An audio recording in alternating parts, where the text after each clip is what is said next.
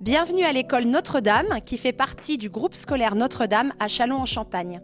Aujourd'hui, nous allons vous parler du jeu parce que le jeu, c'est l'outil naturel de l'enfant pour apprendre. Un enfant n'apprend qu'en jouant, qu'en expérimentant. C'est l'outil pédagogique par excellence, alors à l'école, jouons.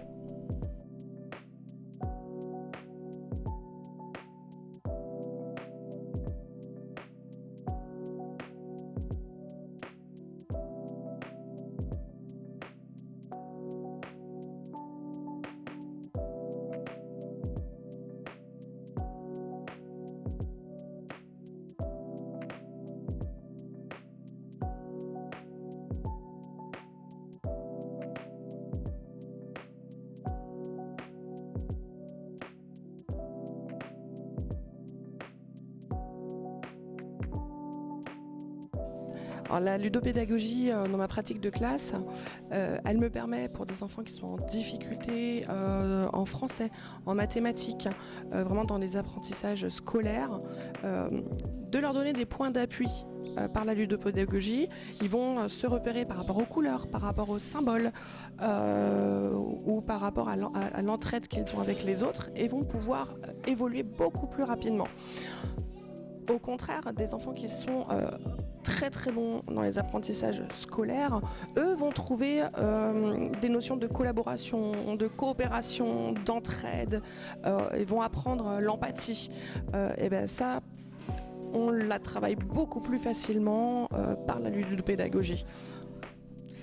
Alors pendant que le reste du groupe est au centre de ludopédagogie, les enfants peuvent travailler en classe, en demi-groupe, ce qui permet de travailler en plus petit effectif et ce qui est beaucoup plus facile dans les apprentissages.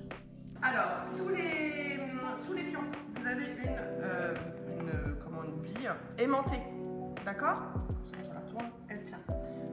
Si on la met sous le plateau de jeu, elle tient également et on peut se balader avec. Elle reste dessous. J'ai réalisé cette fresque qui représente les 8 intelligences du centre de ludopédagogie. Et donc c'est une fresque qui a été réalisée l'année dernière sur mon temps libre et puis sur des créneaux disponibles pour pouvoir terminer ce projet. J'aime bien venir ici parce que je suis avec maîtresse et je m'amuse en travaillant. Et c'est pour ça que j'aime bien quand je fais de la ludopédagogie. J'adore venir ici parce qu'il y a plein de jeux et j'aime presque tous les jeux. Les 8 intelligences sont représentées par un personnage. Donc ici vous avez Louis et si vous regardez le détail, ils ont tous un petit logo qui va représenter l'intelligence à laquelle ils appartiennent. Donc ici vous avez Louis qui est l'intelligence intrapersonnelle et juste à côté François qui est l'intelligence interpersonnelle. Donc c'est ce personnage qui est ici avec ici son petit logo également. Ensuite, nous avons Nafissa, qui est l'intelligence kinesthésique. Ici, vous avez l'étagère où sont rangés les jeux d'intelligence linguistique. Le personnage s'appelle Uriel. Ensuite, vous avez ici l'intelligence logico-mathématique, représentée par Piotr. Ensuite, celle-ci, c'est Victoria, l'intelligence visio-spatiale. Donc, vous avez également tous les jeux qui sont rangés par classe. Et puis ici, vous avez Mélodie et Fleur, donc intelligence naturaliste et intelligence musicale. J'utilise beaucoup le CLT puisque mon travail consiste à dégager du temps pour les maîtresses et pouvoir amener les enfants en demi-groupe faire de la ludopédagogie au CLT. Je l'utilise également dans le cadre du pacte enseignant qui a été mis en place en 2023. Donc tous les vendredis soirs, je fais du soutien renforcé avec les élèves de CP. Donc ce petit groupe qui est avec nous, que vous allez voir ensuite. Dans le cadre des stages de réussite pendant les vacances scolaires où les enfants peuvent bénéficier aussi de soutien et j'interviendrai aux vacances d'avril par le biais de la ludopédagogie. Le travail au centre de ludopédagogie est différent de la classe. Par contre, bien évidemment, il y a des règles à respecter. Donc c'est ce que nous allons voir avec ce groupe d'enfants. Ils ne peuvent pas se comporter n'importe comment, ce n'est pas une récréation bien évidemment. Il y a des règles, il y a une charte du bien jouer qui est affichée sur la porte. Donc on va voir tout ça en détail avec les enfants. Lorsque nous venons travailler au CLT avec les enfants, nous choisissons des compétences, des intelligences, mais surtout ça leur permet de développer des compétences transversales. Comme ici, Naël a le collier du maître du jeu, donc il peut développer la confiance en lui, il peut expliquer aux autres la règle et il va vous expliquer comment il procède. Alors Naël, c'est quoi être maître du jeu ? Je dois expliquer les règles aux copains et aussi je dois regarder si ils respectent bien les règles. Mon jeu préféré, c'est le double parce qu'on doit être rapide et regarder bien avec ses yeux et être concentré sur le jeu. Alors les enfants viennent en demi-groupe une fois par semaine dans le CLT et ce qui leur permet de réinvestir ce qu'ils ont vu au cours de la semaine dans les apprentissages. Par exemple, au cours de cette période, les enfants sont venus chaque semaine travailler sur des notions mathématiques grâce à 4 jeux de logique, de numération, et ce qui leur permet de réinvestir de manière ludique tout ce qu'ils ont vu au cours de la période. Ici, je me sens bien au centre Ludo, comme ça on apprend et on joue.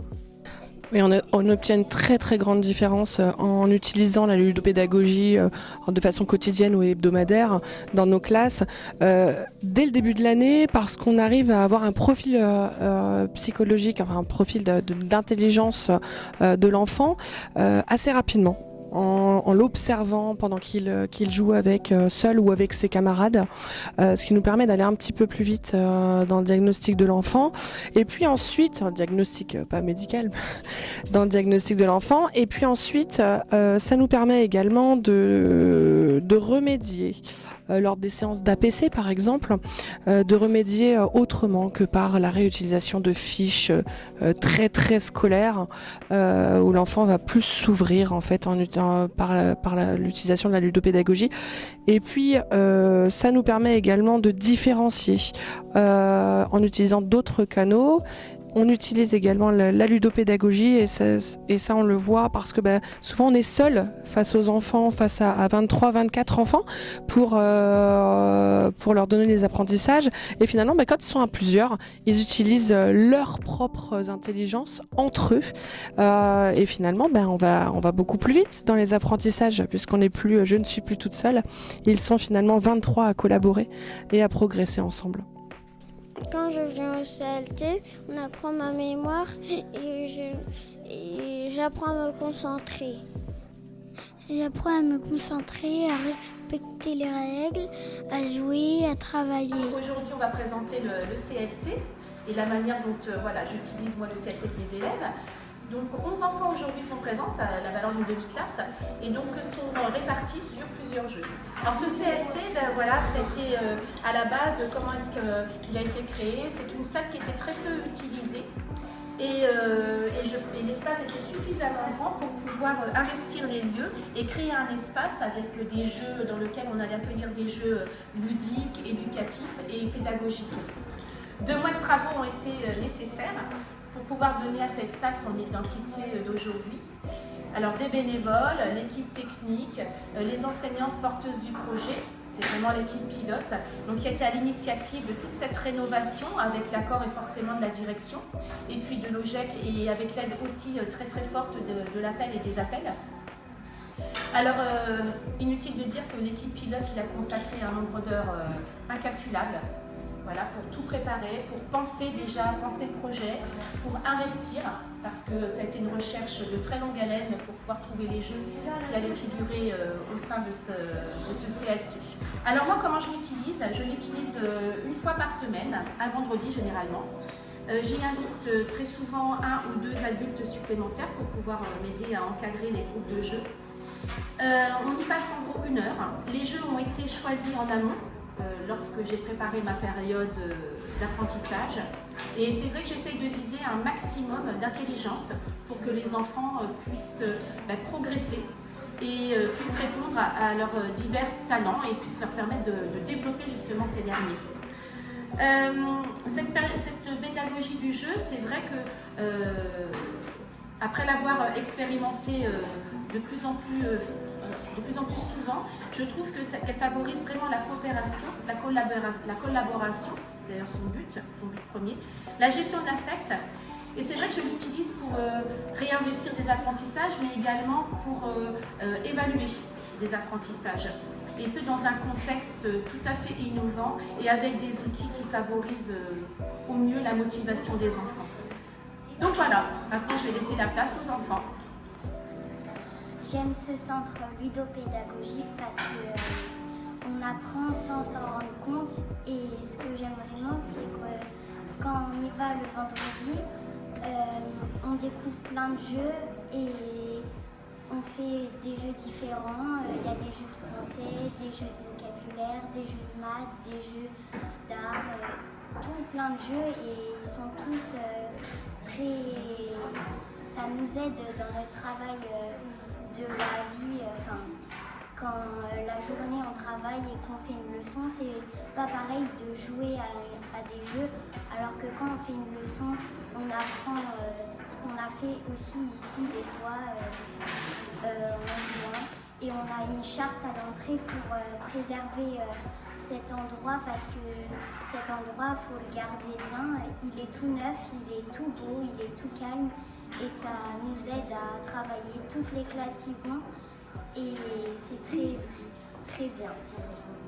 Le CLT, qui est le Centre ludopédagogique des talents, nous permet d'apprendre tout en jouant et les maîtresses et les professeurs trouvent ça bien plus intelligent de nous mettre devant des jeux qui vont plus nous amuser plutôt que de nous mettre devant des fiches de travail qui vont nous ennuyer et nous prendre bien plus de temps.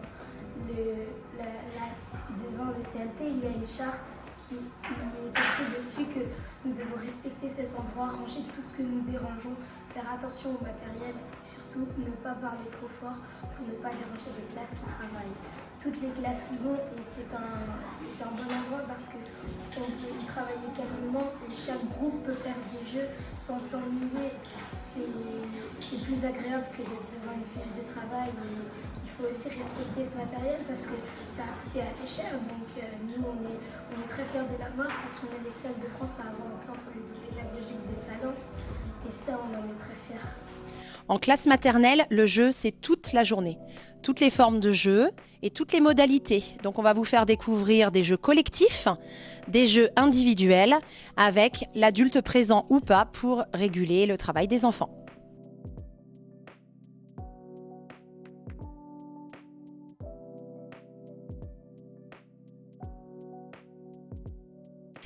Alors, les premiers jeux collectifs de plateau vont apprendre aux enfants à gérer un dé, à gérer un déplacement sur un plateau.